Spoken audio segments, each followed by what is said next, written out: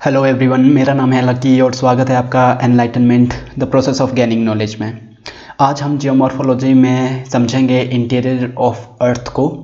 इसमें हम जानेंगे कि जो अर्थ है हमारी, उसके अंदर मतलब कि उसके इनर में कौन कौन से पार्ट हैं। कोर हो गया, क्रस्ट हो गया, मेंटल हो गया, ठीक है। तो ये इन पार्ट का क्या रोल है हमारे अर्थ में, और इसको समझ के हमारे लिए ये कितना बेनिफिशियल है। अगर हम इसको समझ जाते हैं तो हमारे लिए ये कितना बेनिफिशियल है अर्थ को समझने में, और इसके बाहर जो सोलर सिस्टम में हमारे प्लैनेट्स हैं उसको समझने में कितना हेल्पफुल रहेगा। जैसे कि इसके जो हमारी जो अर्थ है उसकी कॉन्फ़िगरेशंस, ठीक है, जो कॉन्फ़िगरेशन है अर्थ की, उसके सरफेस की, उसको समझने में ये सब काफ़ी ज़्यादा हेल्पफुल है हमारे लिए। क्योंकि इसको समझने के लिए, जैसे कि हमारे जो अर्थ है उसके ऊपर कई कुछ वोल्केनिक इरप्शन होता है, या फिर अर्थक्वेक आते हैं, तो वो क्यों आते हैं, किस वजह से आते हैं, ठीक है। हमारे अर्थ के इनर पार्ट में क्या हलचल हो रही है जिस वजह से ये चीज़ हमारे सामने आई है, तो वो चीज़ हम समझ सकते हैं सिर्फ अर्थ के इंटीरियर को जान के, ठीक है। अर्थ के इंटीरियर को जानने के लिए हमें उसके एक्सोजेनिक और एंडोजेनिक जो भी प्रोसेस होता है, लैंडस्केप जो हमारी पृथ्वी है उसको उसकी शेप में जो कॉन्स्टेंटली चेंजेस आते हैं वो इस हमारी अर्थ के इंटीरियर की वजह से ही आते हैं। जैसे कोर है, मेंटल है, मेंटल में हमारा क्या है, मैग्मा है, ठीक है। तो वो हमारे लिए क्या एक मतलब कि वोल्केनिक इरप्शन लेके आता है, ठीक है। तो वो चीज़ हम इस लेक्चर के थ्रू जानेंगे। तो चलिए शुरुआत करते हैं। सबसे पहले हम जानते हैं कि हमें अर्थ के इंटीरियर को समझना क्यों ज़रूरी है। जैसा कि अभी मैंने थोड़ी देर पहले आपको बताया कि अर्थ के इंटीरियर को समझ के हम ये पता कर सकते हैं उसके जो हमारी सोलर सिस्टम में बाकी जो प्लैनेट्स हैं उनके बारे में भी हमें इंफॉर्मेशन मिल सकती है, ठीक है। और जो नेचर ऑफ चेंज है हमारी अर्थ में जो होता है, नेचर ऑफ चेंज, जैसे वोल्केनिक इरप्शन, अर्थक्वेक, ठीक है, फिर लैंड स्लाइड होती है, फिर बारिश, ठीक है। तो उसको समझने में हमें बहुत ज़्यादा हेल्पफुल है, इसलिए हमें अर्थ के इंटीरियर को जानना ज़रूरी है। अब हम जानेंगे कि अर्थ के इंटीरियर को हम कैसे जान सकते हैं, ठीक है।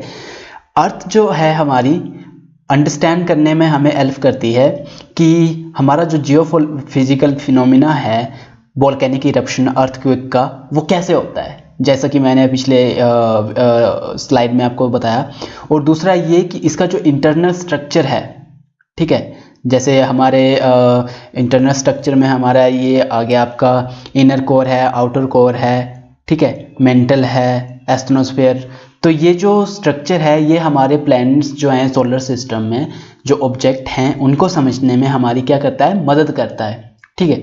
दूसरा, to understand the evolutions and present composition of atmosphere, जो अभी प्रेजेंट में जो हमारा कंपोजिशन है एटमॉस्फेयर में उसको समझने में ये हमारी मदद करता है। हमारी एस्ट्रोनॉस्फेयर में जो कंपोजिशन प्रेजेंट है उसके इवोल्यूशन में भी हमारी मदद करता है। और हम इसको अब समझ कैसे सकते हैं, जो अर्थ का जो इंटीरियर है उसको कैसे समझ सकते हैं। दो तरीकों से हम उसको समझ सकते हैं। पहला है डायरेक्ट सोर्सेस के थ्रू, ठीक है, डायरेक्ट सोर्सेस के थ्रू, और दूसरा है इनडायरेक्ट सोर्सेस के थ्रू, ठीक है। डायरेक्ट सोर्सेस में हमारा आ जाता है डीप ओशियन ड्रिलिंग प्रोजेक्ट, जैसे कि हमारी माइनिंग होगी, ठीक है, ड्रिल करते हैं हम ओशियन में, तब वहाँ से हम पता करते हैं कि हमारी जो अर्थ है वो कहाँ तक है, कि इनर जो हमारी अर्थ है वो क्रस्ट कहाँ तक है, मेंटल कहाँ तक है, ठीक है। ड्रिल करके हम उसको पता कर सकते हैं, लेकिन ये काफ़ी टाइम तक नहीं होती।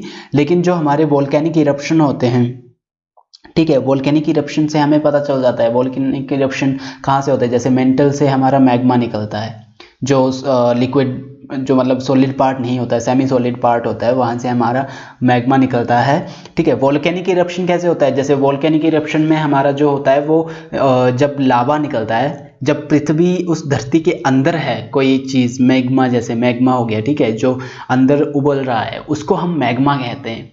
लेकिन जैसे ही वो धरती के बाहर आ जाता है वोल्केनिक इरप्शन के थ्रू, तो उसको हम लावा का नाम देते हैं, लावा, ठीक है, तो ये चीज़ होती है। और दूसरा इनडायरेक्ट सोर्सेज हैं जिसमें हम टेम्परेचर के थ्रू, जो रॉक लेयर्स होती हैं उसके टेम्परेचर को जान के कि ये कितना टाइम पुराना है, इसके ऊपर कितनी लेयर्स हैं, ठीक है, प्रेशर के थ्रू, डेंसिटी के थ्रू, स्टडी ऑफ मिटियोर्स, जो मिटियोर्स गिरते हैं हमारी धरती पर उसको हम स्टडी करें तो उसके थ्रू हम जान सकते हैं, ठीक है, ग्रेविटी के थ्रू, मैग्नेटिक सर्वे के थ्रू, और सिस्मिक एक्टिविटी, जो वेव्स आती हैं हमारे समुद्र में उसके थ्रू भी हम अपनी जो पृथ्वी का, जो हमारी धरती का जो इंटीरियर है उसको हम जान सकते हैं। ठीक है, तो सबसे पहले हम जानते हैं कि जो पृथ्वी का सबसे अपर मोस्ट पार्ट है क्रस्ट, उसके बारे में हम जानते हैं, ठीक है, अर्थ लेयर्स के बारे में। तो जो स्ट्रक्चर है पृथ्वी का, ठीक है, उसमें जो लेयर्स हैं वो काफ़ी ज़्यादा लेयर्स हैं, कॉस्मिक लेयर्स हैं, ठीक है, और उसमें सबसे ऊपर जो हमारी आती है वो है क्रस्ट। 3 लेयर्स हैं, क्रस्ट, मेंटल एंड कोर, ठीक है, मेनली। तो और इसमें सबसे ऊपर हमारी क्रस्ट आती है, ठीक है, यहाँ पे ये सबसे ऊपर क्रस्ट आ गई, फिर उसके बाद मेंटल, फिर उसके बाद कोर, और उसके बाद इनर कोर, और फिर ये पूरा क्या बनता है हमारा, एक प्लेनेट बनता है, अर्थ बनता है, ठीक है। और इसके जो ये चीज़ जो है crust, mental, core, inner core, ये चीज़ जो है वो हमारे बाकी जो सोलर सिस्टम में जो प्लैनेट्स हैं उसको भी हमें समझने में, उसको भी हमें अंडरस्टैंड करने में काफ़ी हेल्पफुल है, ठीक है। इसीलिए हम इसको समझने की कोशिश कर रहे हैं कि क्रस्ट कहाँ तक है, ये चीज़ हमें मदद करती है हमें जानने में, ठीक है। अब हम यहाँ पे देखते हैं, ये देखो क्रस्ट 0 से 100 किलोमीटर की क्रस्ट है ये, ठीक है। यहाँ पे ओशियानिक क्रस्ट और ये लैंड, मतलब कि कॉन्टिनेंटल क्रस्ट। जो ओशियानिक क्रस्ट होती है वो कॉन्टिनेंटल क्रस्ट से काफ़ी थिन होती है, पतली होती है, क्योंकि जो कॉन्टिनेंटल क्रस्ट होगी उसके ऊपर अगर हम देखें माउंटेन हो गए, ठीक है, माउंटेन हो गए, फिर जो लैंड है हमारा वो काफ़ी थिक है हमारा पार्ट, ये देखो आप देख सकते हो यहाँ पे भी, ठीक है। कॉन्टिनेंटल क्रस्ट हमारी जो है वो ओशियानिक क्रस्ट से काफ़ी थिक है। क्यों? क्योंकि इसकी जो इसके ऊपर माउंटेन, अगर हम माउंटेन देखें कॉन्टिनेंटल क्रस्ट के ऊपर जो माउंटेन होते हैं, अगर हम उसको भी काउंट करें तो हमारी कम से कम 70 से 100 किलोमीटर तक की कॉन्टिनेंटल क्रस्ट बन जाती है। लेकिन जो हमारी जो ओशियानिक क्रस्ट है ये कम से कम 5 से लेकर 30 किलोमीटर तक रहती है, ठीक है। ओशियानिक क्रस्ट 5 से 30 किलोमीटर तक। और इसमें जो है ये जो क्रस्ट है इसमें हमारे बाकी पार्ट आते हैं, जैसे कि हमारे जो पेड़ पौधे, ठीक है, ये क्रस्ट वाला पार्ट है हमारा। जो सबसे अपर मोस्ट पार्ट है वो हमारा जो समुंदर हमें दिखता है, मतलब जो लैंड हमें दिख रहा है ऑलरेडी, वो हमारा क्रस्ट है, ठीक है। और जो माउंटेन वगैरह हैं वो इसके जो क्रस्ट का एक पार्ट है, माउंटेन्स, ठीक है। अगर माउंटेन्स को हम काउंट कर ले तो वो एक थिकनेस पार्ट बन जाएगा हमारे क्रस्ट का, ठीक है, जो कि मैंने आपको अभी बताया 70 से 100 किलोमीटर लगभग हमारी जो है क्रस्ट बन जाती है। लेकिन ओशियानिक क्रस्ट की अगर हम बात करें तो वो लगभग हमारी 5 से 30 किलोमीटर तक ही रहती है, ठीक है। इसके अगर नीचे, और ये जो कॉन्टिनेंटल क्रस्ट होती है ये लाइटर होती है, ठीक है, मतलब कि इसका जो कॉन्टिनेंटल क्रस्ट है ये काफ़ी लाइट होती है, जबकि ओशियानिक क्रस्ट जो होती है वो काफ़ी हैवी होती है, हैवियर होती है, ठीक है, ये ओशियानिक क्रस्ट। और क्रस्ट और मेंटल के पार्ट में एक, ये मैंने वही पार्ट आपको बताया जो पिछली स्लाइड में आपको डायग्राम के थ्रू समझाया मैंने, कि जो क्रस्ट है आउटर, उसका जो क्रस्ट का जो आउटर पार्ट है वो काफ़ी मतलब इसकी जो लेयर है वो काफ़ी थिन है। नॉर्मली एवरेज अगर हम लेके चलें तो ये रहती है नॉर्मली बिटवीन 30 to 50 किलोमीटर। लेकिन जो कॉन्टिनेंटल क्रस्ट है हमारी वो काफ़ी थिक होती है, वो लगभग 70 से 100 किलोमीटर तक होती है।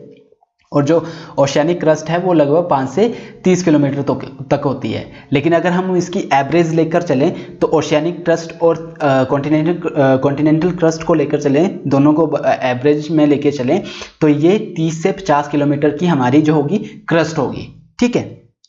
और ये जो हमारा जो प्लेनेट है उसकी हमारी जो अर्थ है उसका ये लगभग 0.5 से लेकर 1% तक का इसका वॉल्यूम है, कवर करती है। मतलब कि ये हमारी जो क्रस्ट है वो लगभग 1% तक अर्थ के वॉल्यूम को कवर करती है। और क्रस्ट और मेंटल के बीच में क्रस्ट और मेंटल के बीच में एक हमारे पास एक डिस्कंटिन्यूटी आती है, डिस्कंटिन्यूटी जिसको हम की मोहरोविक डिस्कंटिन्यूटी कहते हैं। इसको हम कई बार मोहो डिस्कंटिन्यूटी भी कहते हैं, मोहो डिस्कंटिन्यूटी। ठीक है, ये बाउंड्री है एक तरह से किसके बीच में, क्रस्ट एंड एस्थनोस्फेयर। जो एस्थनोस्फेयर है वो कहाँ पे है हमारा, वो है मेंटल में।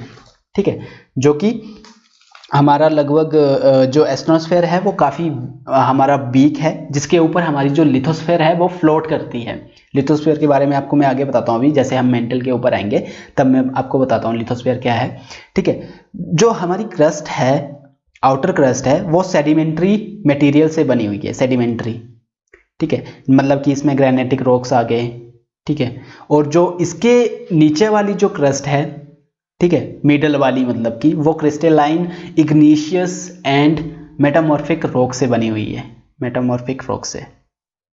ठीक है, और इसके नीचे वाली जो क्रस्ट है वो बनी है basaltic and ultra basic rock से, basaltic and ultra basic rock से। तो ये क्रस्ट थी हमारी, इसमें तीन हमने इसके पार्ट देखे, जैसे कि एक सेडिमेंट्री मटेरियल से बनी हुई है जो सबसे अपर मोस्ट पार्ट है, आउटर क्रस्ट का जो हमारा पार्ट है वो सेडिमेंट्री मटेरियल से बना है, ग्रेनाइटिक रॉक से बना हुआ है। दूसरे पे हमारा आ गया जो कि मिडल में हमारा क्रिस्टलाइन, इग्नीशियस एंड मेटामॉर्फिक रॉक से बना हुआ है। और तीसरी लेयर जो है वो क्रस्ट की वो है बनी हुई है हमारी, consist of basaltic and ultra basic rock से। इस तरह से हमारी जो है वो क्रस्ट बनी हुई है। ठीक है, और जो क्रस्ट और एस्थनोस्फेयर के बीच में जो डिस्कंटिन्यूटी होती है उसको मोहरोविक डिस्कंटिन्यूटी कहते हैं। ठीक है, ये देखो कॉन्टिनेंटल कंपोज्ड ऑफ, ये मैंने अभी आपको बताया था कि जो हमारा कॉन्टिनेंटल है वो कंपोज करता है लाइटर, कॉन्टिनेंटल जो है, कॉन्टिनेंटल हमारा काफ़ी थिक है। ठीक है, और इसका जो कंपोज्ड करता है ये लाइटर मटेरियल से कंपोज करता है, जैसे कि सिलिका और सिलिका और प्लस एल्यूमिनियम से बनके ये बनता है, और इसको हम क्या कहते हैं, सियाल कहते हैं।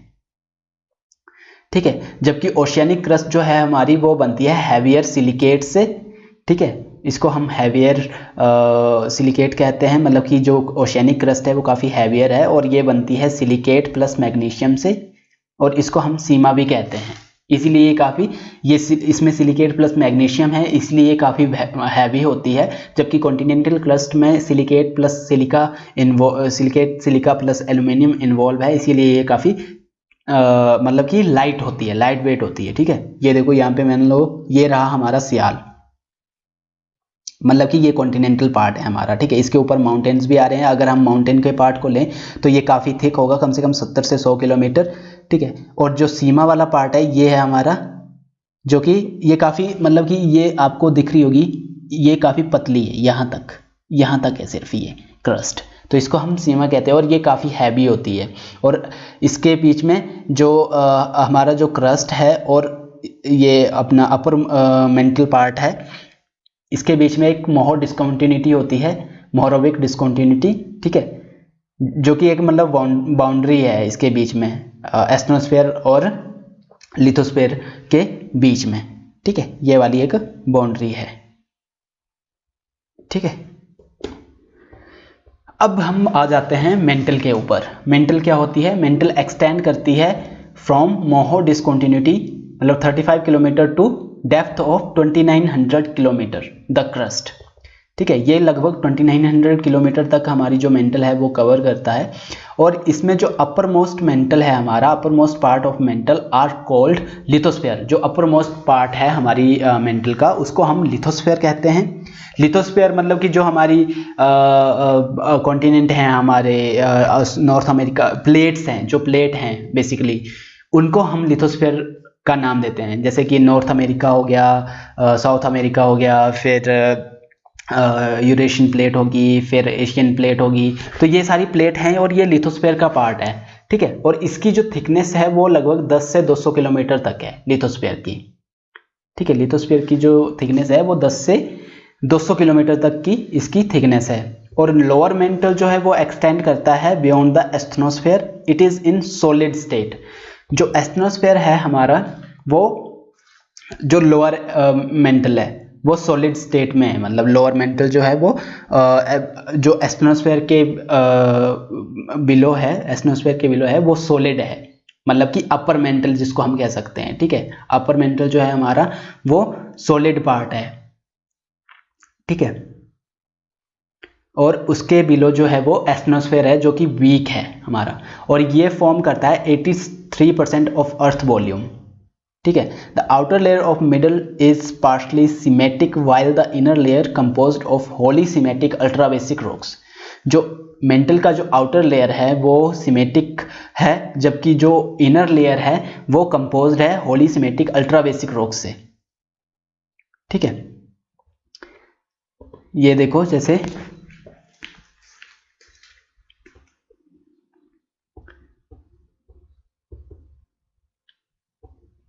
जो मेंटल है हमारा, ये मेन सोर्स है मैग्मा का।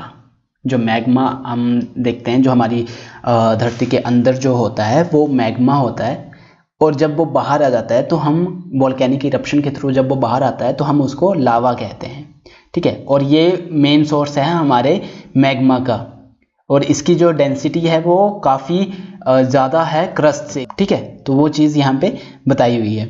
यहाँ पे ये देखो मेंटल हमें बताया हुआ है, ये सिलिकेट मटेरियल है और 2900 किलोमीटर है, ठीक है। और एस्टेनोस्फेयर और लिथोस्फेयर के बीच में जो हमारा एक पार्ट आता है मोहोवर डिस्कंटिन्यूटी, ठीक है।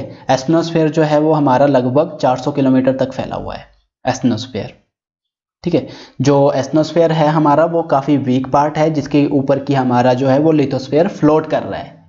इसको आपने ध्यान से समझना है कि एस्टेनोस्फेयर जो है वो हमारा काफ़ी मतलब एक तरह से वीक है, और उसकी वजह से क्या है कि जो हमारा लिथोस्फेयर है वो उसके ऊपर फ्लोट कर रहा है, क्योंकि एस्टेनोस्फेयर जो है वो उसका जो अपर मोस्ट पार्ट है, ये देखो यहाँ पे है, ये रहा हमारा लिथोस्फेयर। लिथोस्फेयर जो है वो एस्टेनोस्फेयर के ऊपर फ्लोट कर रहा है, लगभग 450 किलोमीटर 400 किलोमीटर तक है ये एस्टेनोस्फेयर हमारा, ठीक है। और ये काफ़ी मतलब एक तरह से वीक है ये, ठीक है। और इसके नीचे ये जो 2900 किलोमीटर तक है, ये जो एस्टेनोस्फेयर और ये अपना आउटर कोर तक जो हमारा जा रहा है, यहाँ तक ये 2900 किलोमीटर है, और इसको हम कहते हैं मीजोस्फेयर, ठीक है। मीजोस्फेयर यहाँ पे आपको मैं दिखाता हूँ, ये रहा हमारा क्रस्ट, ठीक है। और ये अपर मेंटल आ गया हमारा, अपर मेंटल जो कि सॉलिड में है, ठीक है। अपर मेंटल हमारा सॉलिड पार्ट है, और उसको मिला के क्या बनता है हमारा crust plus upper most part of crust plus solid mental को मिला के हमारा लिथोस्फेयर बनता है। और एस्टेनोस्फेयर जो है वो काफ़ी वीक है, तो इस करके एस्टेनोस्फेयर के ऊपर जो है वो लिथोस्फेयर फ्लोट कर रहा है, ठीक है। और अपना क्रस्ट और मेंटल के बीच में हमारी एक डिस्कंटिन्यूटी आती है जिसको हम कहते हैं मोरोविक डिस्कंटिन्यूटी, जो सबसे पहली डिस्कंटिन्यूटी है जो कि हमारी आती है अपर एंड लोअर क्रस्ट के नीचे, तो उसको हम कहते हैं ये कॉन्ड्रेड डिस्कंटिन्यूटी, ठीक है। और क्रस्ट और मेंटल के बीच में जो हमारी डिस्कंटिन्यूटी आती है हम उसको कहते हैं मोरोविक डिस्कंटिन्यूटी। और मेंटल और आउटर कोर के बीच में आती है हमारी रैपिटी डिस्कंटिन्यूटी। और आउटर कोर और मेंटल के बीच में अपर क्रस्ट और मेंटल के बीच में कौन सी आ गई हमारी रैपिटी डिस्कंटिन्यूटी। मेंटल और आउटर कोर के बीच में आ गई हमारी गुटनबर्ग डिस्कंटिन्यूटी। और आउटर कोर और इनर कोर के बीच में हमारी कौन सी आ गई लेमैन डिस्कंटिन्यूटी। ये डिस्कंटिन्यूटी है इनके बीच में, मतलब कि जैसे ये है हमारा इनर कोर, ठीक है, और ये है हमारा आउटर कोर। तो ये आउटर कोर और इनर कोर के बीच में ये लाइन जो है हमारी, ये एक डिस्कंटिन्यूटी है, ये एक बॉर्डर है इनके बीच का, जिसको हम लेमैन डिस्कंटिन्यूटी कहते हैं। और ये जो है ये है गुटनबर्ग डिस्कंटिन्यूटी, ये रैपिटी डिस्कंटिन्यूटी, और ये रहा हमारा मोरोविक डिस्कंटिन्यूटी। और ये सबसे पहले लोअर और अपर क्रस्ट जो है इसके बीच का जो बाउंड्री है उसको हम कहते हैं कॉन्ड्रेड डिस्कंटिन्यूटी, ठीक है। जो हमारी जो अपना मेंटल है, ठीक है, उसका अपर मोस्ट तो सॉलिड है, लेकिन जो उसका नीचे वाला जो पार्ट है वो सेमी सॉलिड है, ठीक है, वो सॉलिड नहीं है, वो सेमी सॉलिड है। अब हम इसके जो तीसरा जो पार्ट है कोर, ठीक है, उसके बारे में हम पढ़ते हैं। तो कोर जो होता है वो लाई करता है 2900 किलोमीटर से लेकर लगभग 6400 किलोमीटर तक, ठीक है, अर्थ के सरफेस से 6400 किलोमीटर तक ये लाई करता है, और ये 60% ऑफ अर्थ वॉल्यूम को कवर करता है। इसकी जो डेंसिटी है वो 60% तक है, इसकी जो डेंसिटी, ठीक है। और ये आउटर कोर जो है इसका वो लिक्विड फॉर्म में है, जबकि इनर कोर जो है वो सॉलिड फॉर्म में है, ठीक है। यहाँ पे देखो, ये रहा हमारा आउटर कोर, और ये किस में है, लिक्विड में कोर, ठीक है। और ये रहा इनर कोर 5100 किलोमीटर से 6400 किलोमीटर तक, ये है हमारा सॉलिड, ठीक है, सॉलिड पार्ट है ये, ठीक है। और ये रहा हमारा, यहाँ पे मैंने एक इमेज बताई है आपको, यहाँ पे देखो, ये हमारी पृथ्वी आ गई, ठीक है। इसका जो सबसे ये ऊपर पार्ट है हमें ये दिख रहा है, ये है हमारी क्रस्ट, ठीक है। इसके ऊपर हमारा आ गया एस्टेनोस्फेयर, और ये लिथोस्फेयर जो है वो एस्टेनोस्फेयर के ऊपर फ्लोट कर रहा है, ठीक है। इसके नीचे हमारा आ गया मेंटल, ठीक है, मतलब कि अपर मोस्ट मेंटल, फिर ये अपना लोअर मोस्ट मेंटल, ठीक है। उसके बाद आ गया हमारा इनर कोर, और ये उसके बाद आ गया हमारा आउटर कोर, और उसके बाद आ गया हमारा इनर कोर, जो कि जिसकी जो डेंसिटी है वो काफ़ी ज़्यादा है, ठीक है। यहाँ पे बताया है क्रस्ट, मेंटल और कोर, ठीक है। तो ये था हमारा आज का लेक्चर, और इसमें आई होप कि आपको कुछ जानने को मिला होगा, ठीक है। और आने वाले लेक्चर जो हैं वो इसमें और हम जियोमॉर्फोलॉजी को डिस्कस करेंगे। तो अभी के लिए बस इतना ही इनफ है। आई होप कि आप इससे कुछ सीखेंगे। मिलते हैं नेक्स्ट लेक्चर में। Thank you, God bless you all.